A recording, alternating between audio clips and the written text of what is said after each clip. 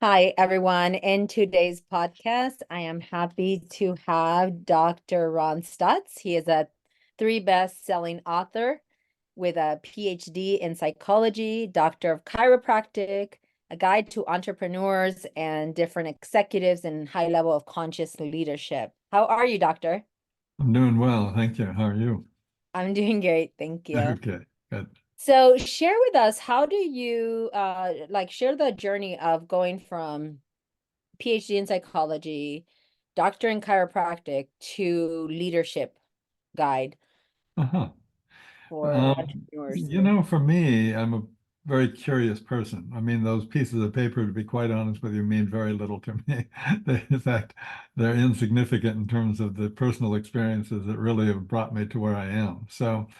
But they do support me in recognizing that I've gathered a lot of information. I've had the opportunity to work with a lot of wonderful people, and so it's been great that way. But yeah, I mean, I had my own personal challenges in my early 20s and just trying to discover, both as for myself and later as a teacher and later as working with clients, is like, well, what are we capable of? Who are we and what are we truly capable of and what's holding us back? And what do we need to do to move forward and evolve in our life? And so that's been my journey. And it's been a really wonderful journey. And yeah, did I answer your question or did I? Yes, you actually are making me smile because when you mention, at the end of the day, it's just a piece of paper. It's really what has allowed you is the experience. And that supports me hearing you say that because when I started my journey, I didn't have the piece of paper. And today in my roster, I have a lot of clients that are psychiatrists, licensed psychologists, and just executives from all kinds of places. But it's my experience that allows me to support. So yeah, it's very supportive. I was like, okay, I get it. Like I still get you more than you know. So with that, I did want to ask you, I noticed in some of your I listened to different podcasts that you have been on, and Uh-huh. you talk about the importance about going inward Right. versus outward, and Very how much so. many Yeah. of the times the way that you help these executives is by showing them that to resolve the challenge, whether it's in business or personal or with the team, that the big challenge is actually them being the chokehold and they're trying to find the blame Well or said. the Yeah. answer outside of them. So could you elaborate for us on that? Well, I think we're addicted to looking outside of ourselves for everything. It really starts as an infant. A child wants love more than anything else, and they want unconditional love, and they'll do whatever it takes to get that unconditional love or as much love as they can get. And so that's really where that's a normal part of life. That's a healthy way to be as an infant, as a child. But we just in looking outside for who we should be, how we should be, what we should be doing, what should we feel, how should I express those feelings, all of those measurements we really adopt so that we fit in, so that we're accepted, so that we really maximize the amount of love initially that we can get from our family of origin. And then, of course, as we go into grade school and all the pressures and, coming together and trying to figure out how to fit in. And so it's really a matter of recognizing that we've spent our life looking outside of ourselves, and that's just been part of our training. And unfortunately, in a perfect world, by mid-teens or so, or maybe earlier, we'd begin to really look inside also. And so when clients come to me, whether they're in their 30s, 40s, 50s, or even 60s, that's the initial shift that I'm looking for. They're not generally not breathing very fully. They're up in their head. They're very logical and linear and effort oriented. And so it's like, okay, well, that's gotten you to here. Nice going, really. Congratulations for that. But now you want more. You want more money. You want to have a bigger impact. You want to serve and support people. Whatever that more is, that means you're going to have to access more from within yourself. A lot of people, they feel like they're not enough, that kind of syndrome that we see running around. And it's really the truth is they're not enough. But if they learn to look within, they'll recognize that they're more than enough. And that's the difference. If you keep looking outside, yeah, you won't be enough. You'll feel inadequate. You'll feel like you're not living up to your full potential or, really living and creating the life that you want. But as you begin to learn how to access more from within yourself, the really incredible thing is that what used to be a challenge, what used to kind of, have you struggling and dealing with difficulty becomes an opportunity because you learn that whenever you feel like you're in a challenge or there's some sort of struggle, that's really nothing but an indicator that there's some part of you that's ready to be healed. And so, yes, you're not enough, and that's what the struggle is. Part of you wants to grow, part of you is holding back in fear or whatever it might be.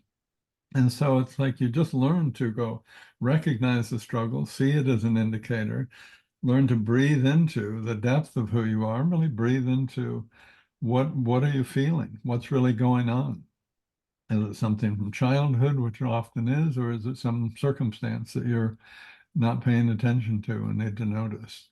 So as you learn to breathe and heal, learn to breathe and really take advantage of these indicators, then of course you're also, at the same time you're healing a part of yourself, you're accessing a part of yourself that supports you in going up to that next level that you need to, going beyond that struggle, if you will. That's you said quite a bit of different things that I want to capitalize on so much. Okay. I'll Um, let you break one it thing apart. I love that you said that, a lot of times we're operating from a very surface level. Mhm. And I definitely have seen that, like we're putting seeds on followed ground, like we're not actually plowing inward. And like you said, that's not something that we tend to do or taught to do. How have you been able, or how do you get people to see? And I saw it in one of your interviews where um one of the ladies that was interviewing you, she shared how, like, if you were to tell, I think it was her or it was you that said, if you were to tell a client that the problem is they don't think they're enough, or that they're worthy, or that they love themselves initially, that they would like want to throw you out the door, like, okay, I'm done with you, versus it's Mhm. such a journey to actually get them to realize within them, from the Yes. depths of them, to actually be like, oh wow. Because we all like to think that we love ourselves and that we're confident or that we know ourselves. Mhm. But truly, that's not the case in most, because like you said, we've been operating from such a superficial level. Well, we know ourselves as well as we do. And that's worked for us. And it's just a matter of recognizing and sometimes that takes being humbled, sometimes that takes being having hope, but there's always another level. There's always literally another level of what I would refer to as consciousness.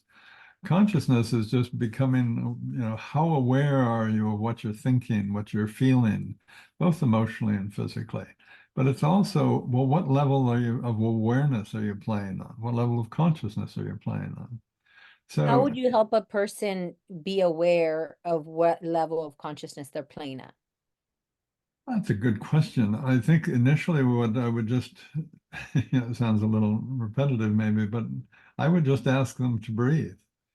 Because the first thing they're going to recognize, and this is 99% of the time, is they're not breathing. They're either breathing very shallowly or they stop breathing when they're trying to deal with something or emotional stuff is going on.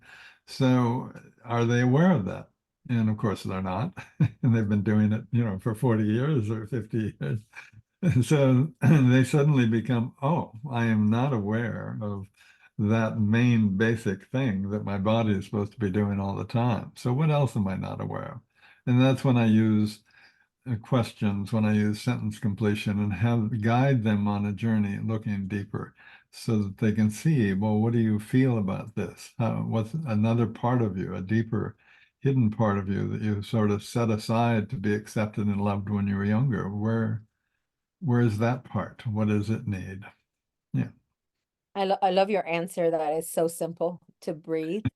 My children are now 27 and 20, but I remember when they were like 17 and 10, they're like, Mom, we're confused. Like, why do people come to you and say, Can you teach me how to breathe? Like, what do you mean? You've been breathing all your life. And I Ah, had to sit down and explain to them like what it yeah. is to do breath work and what that what does that look like and why they're asking me that question. And I can have a client sometimes for a year, 2 years, 3 years, and they're wanting this magic pill and I tell them, you need to do breath work. And they're looking at me like, and finally they start doing it. And then they start getting all these ahas. And then they cut like everything that we've been going through downloads. And then they're like excited. So I definitely agree with you. Breathing is such a big tool. Why do you think we have such a resistance to it that it can be that simple? And with that, I'll follow it up with a question afterwards because I also think that it definitely needs guidance like what you do.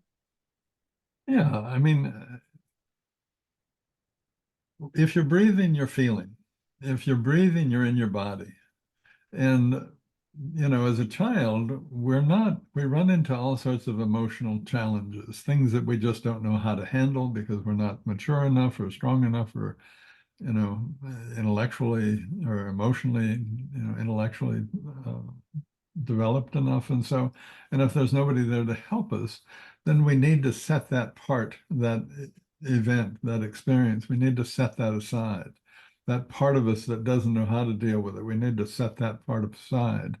And, one of my mentors, Joseph Campbell, talks about the cave within. And that's really a good analogy for what we do is in our gut, we have this cave that we open the doors and throw anything in there that we can't figure out or we don't know how to deal with.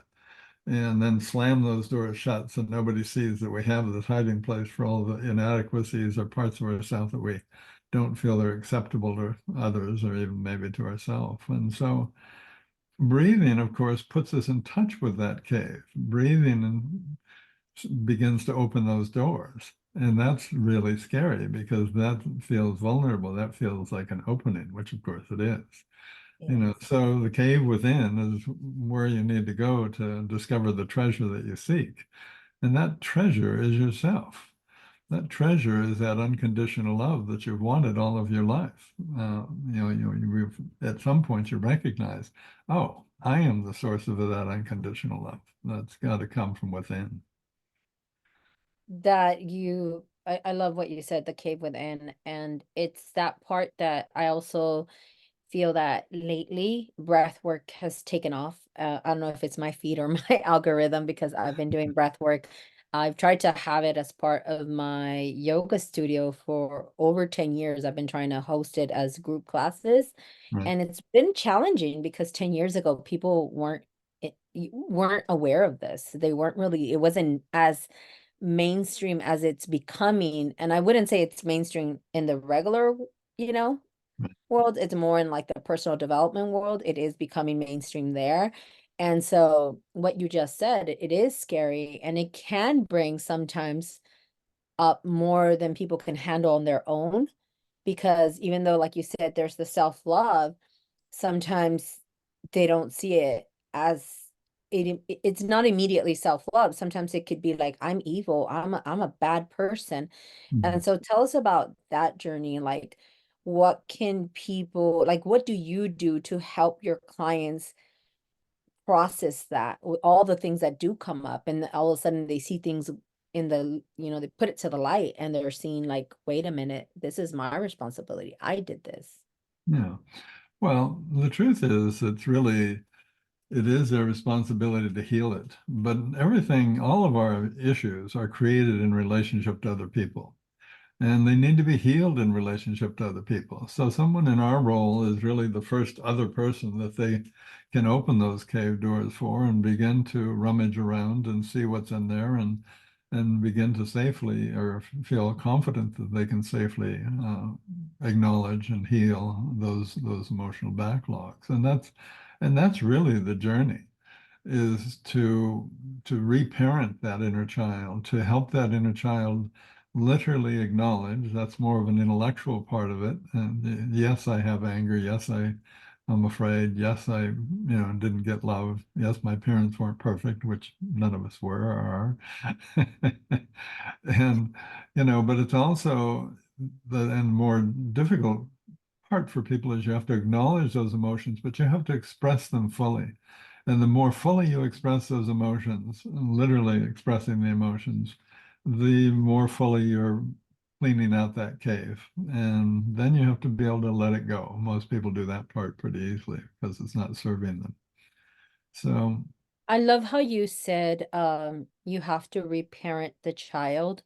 I think something that has become very popular is like, oh, well, you have to have boundaries.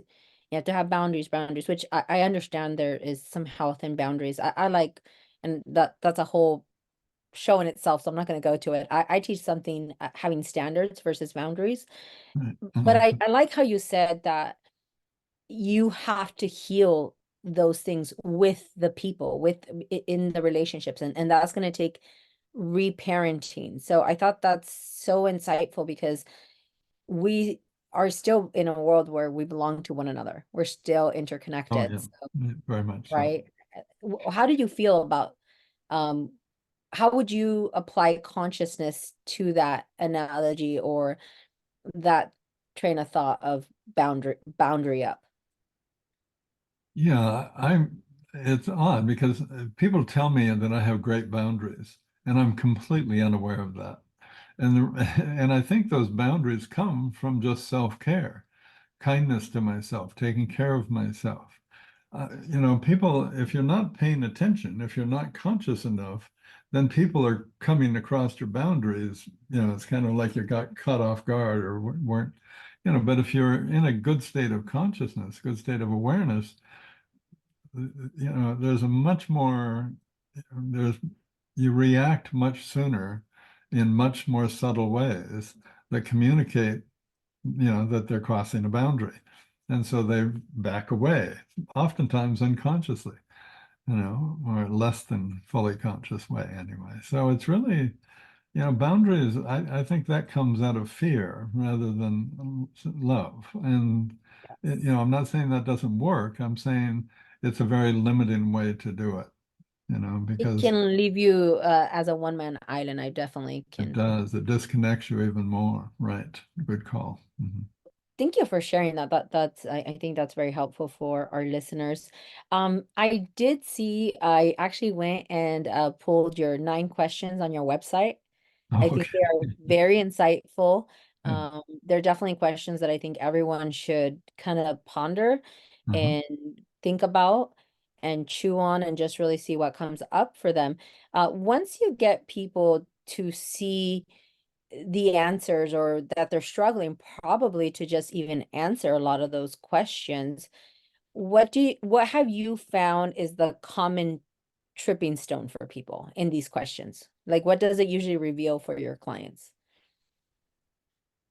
Well, what it reveals is their core programming, what runs their life, and I mean, there's two that I've probably asked well over a few thousand people, and then it always goes to the same place.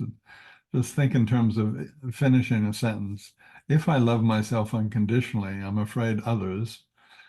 And you do that during and with each breath. So each exhale, during and with each exhale, you're saying, if I love and accept myself fully, I'm afraid others will what? And inevitably, it's Become arrogant. yeah, yeah, good one, good one. Yeah, that's a common starter point.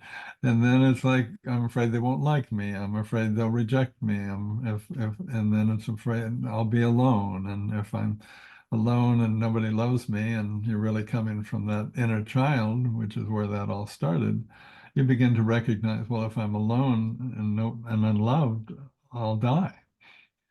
So, and everybody gets to that same place. So, so I have them restated. So if I love and accept myself, I'm afraid, and they kind of are startled to recognize I'll die. And then I kind of, then that following that or later, I'll say, well, and if I'm fully in my power, I'm afraid others, they get to the same place. They get to the same place. So how does it, since 90% of your thought is subconscious, and that's really running, your life, that 5% of conscious thought, you can program whatever you want, try really want, be very determined what you're going to do, but it'll be sabotaged by that 95% of subconscious.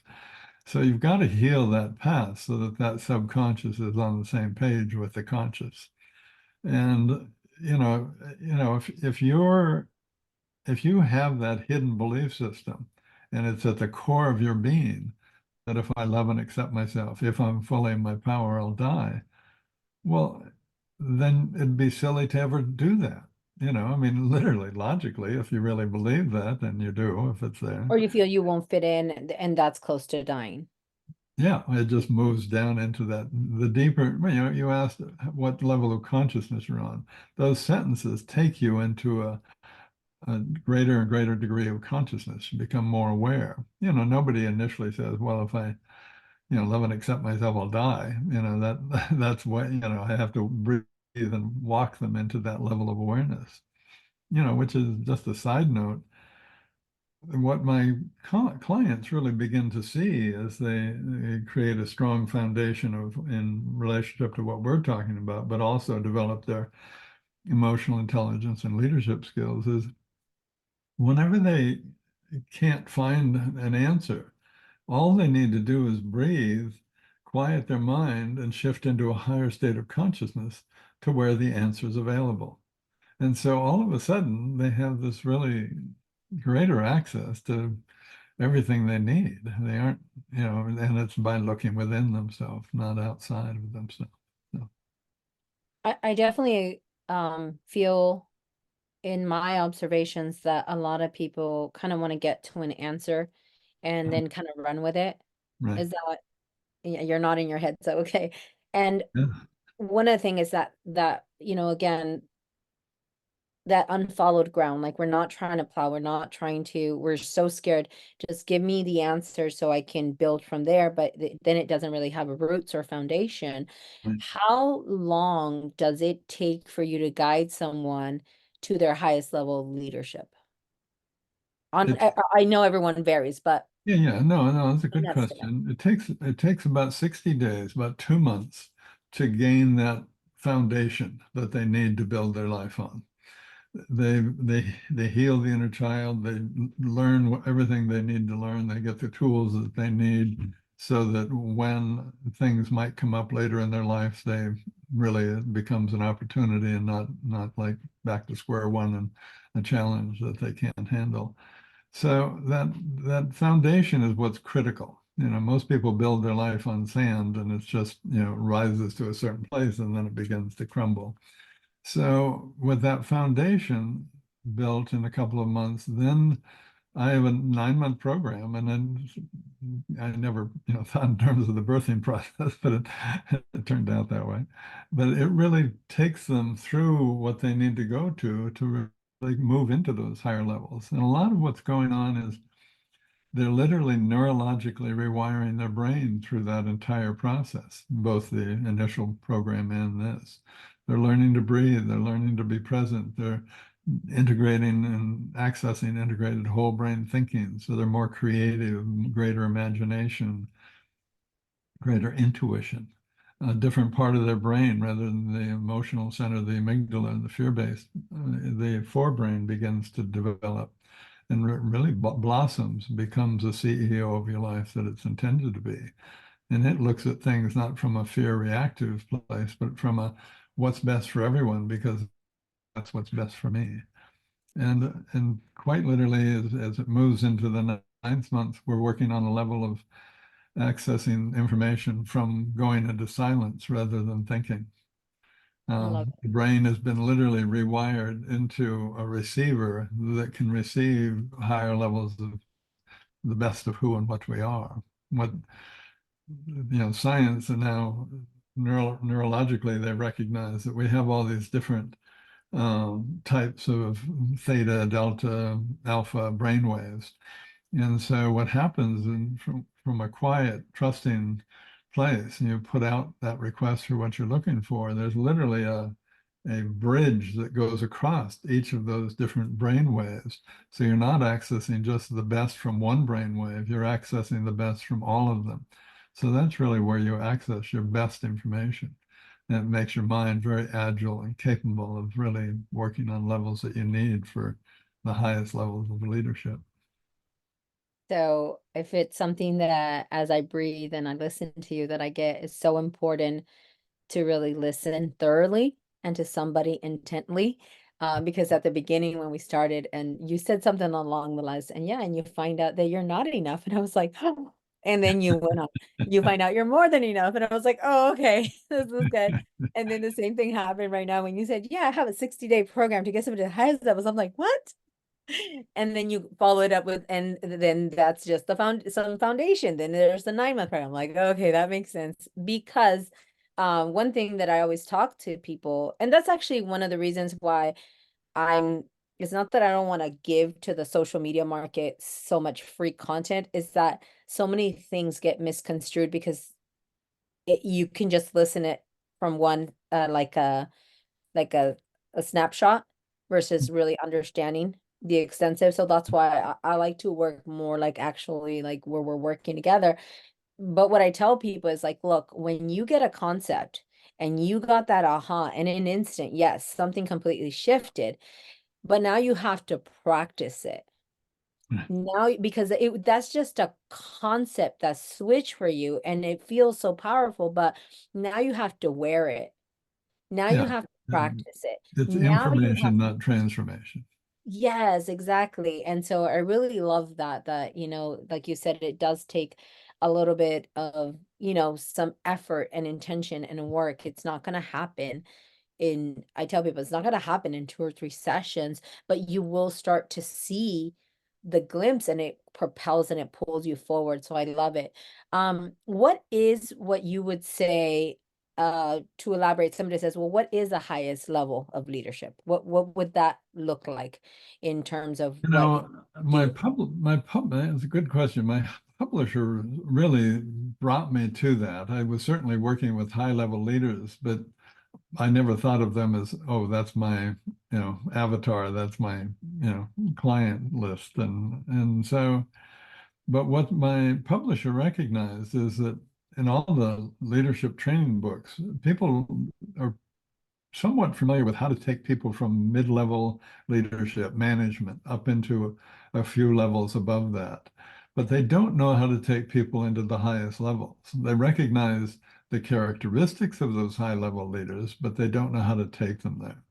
There was a IBM quite a while ago. They did a worldwide research on CEOs, really the top CEOs in the world, and I was startled to see that 70% of them really felt like they couldn't do their job.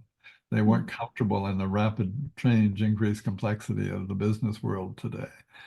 But I also, and this is what really probably brought me more into what I do, is 7% were just in that rapid change, increased complexity, having a blast. They were incredibly successful. They were like surfers on a big wave. They were just present and enjoying every nuance of the wave. They weren't lost in their head. They weren't in the past. They were just they had learned to be present and mindfully aware and trusting and conscious. And so it's like, well, what are these people doing? Men and women, pretty even numbers, good to see. But what it is they had done the work. They had gone back in and healed. They had really learned to develop mindfulness practices throughout their life. Yes, they might meditate or do yoga and those types of things, but even if they're playing golf, even if they're in conversation with their partner, they're doing it mindfully.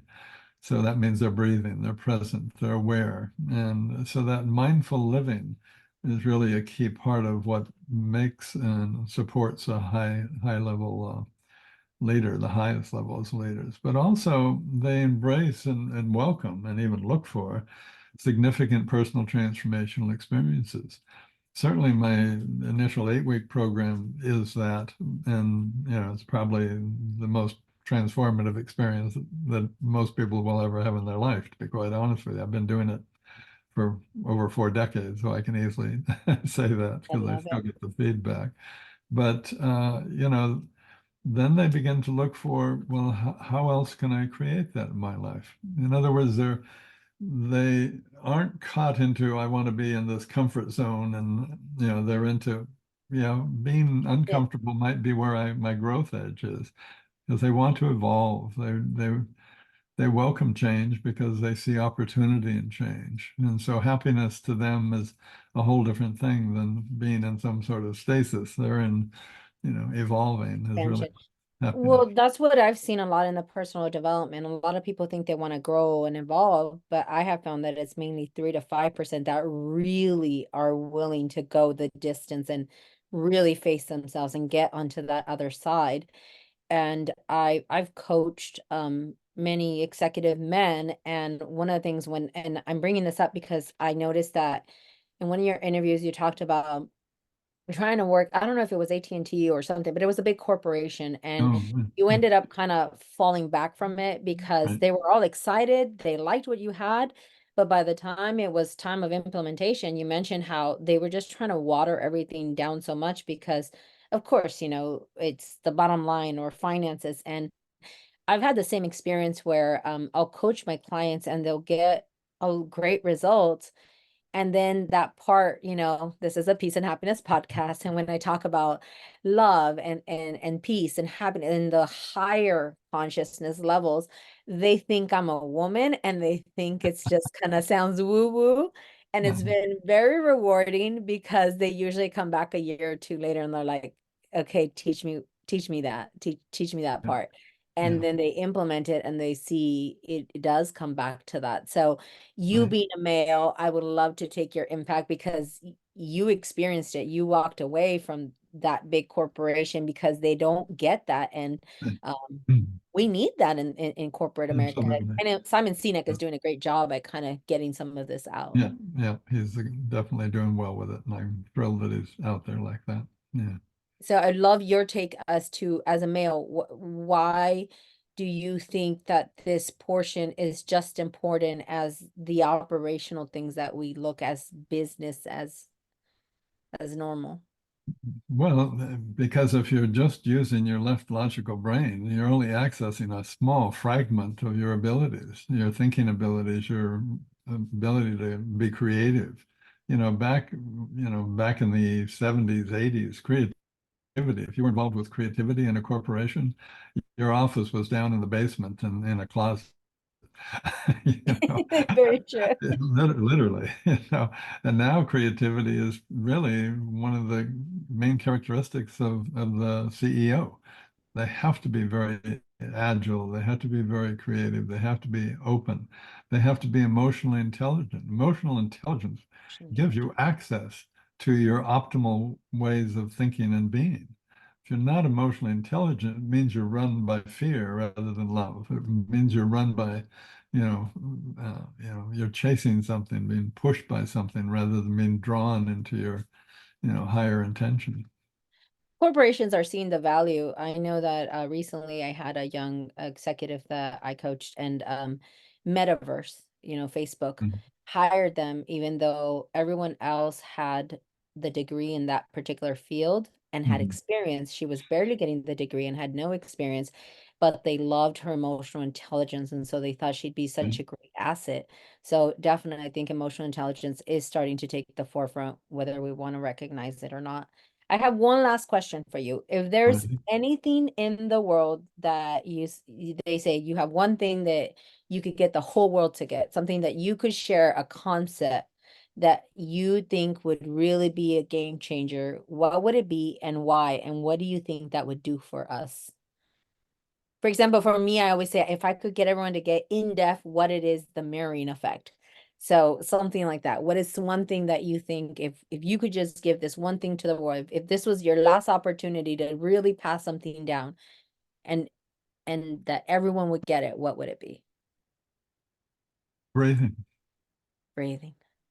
It is my best friend, my most trusted spiritual advisor. It is the part of me that I absolutely rely on in any situation. And I know I can because it's taken me into and through everything that I've gone through to get to where I am.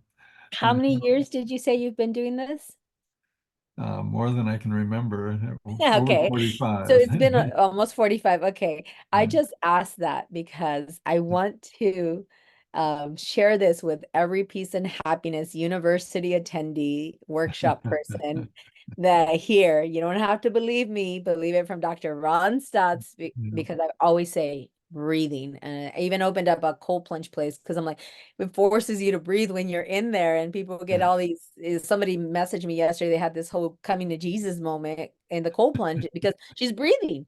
So I love it. It is like this is the extent I've gone to get people to breathe. It's like get in a cold plunge. So thank you, doctor. That was like one of my the best answer I I could have mean, if heard. I'm in my worst situation, life and death situation, Yeah. the best I can do is be breathing because that's going to give me access to my best levels of thinking. I'm going to be present. I'm going to be able to handle it as best I can. If I'm not breathing, I'm just diminished all my capabilities. With that being said, that's true for you because of the work you've put in your thinking. Some of us, if we go deep into our thinking and it's muddled, that's not always the best option. So with that being said, please share with us, how can people find you? What are the different platforms that people can learn more about your programs? Well, the simplest is just go to ronstotts.com. That's my website. Which that But is RONSTOTTS.com. yeah, Okay. and if they really hear what we're talking about in terms of the breathing, they can go to ronstotts.com/breathing into success /. And that'll give them, they can take the first three models of the 30-day breathing and success program for free. It'll give them really a foothold into moving their life forward and creating the life that they're really truly worthy of. Thank you so much for your time. Is Right. there anything that I might have missed? Anything you'd like to add? Learn to love and accept yourself. Breathe into it and accept how wonderful you are. Be Oh, that thank you. Yeah, that's amazing. Well, I just want to thank you for giving us your time today and spreading so much of your wealth and your knowledge for people to, reach my new privilege. levels of peace and happiness. We really thank you. You guys have a Thank blessed day. you.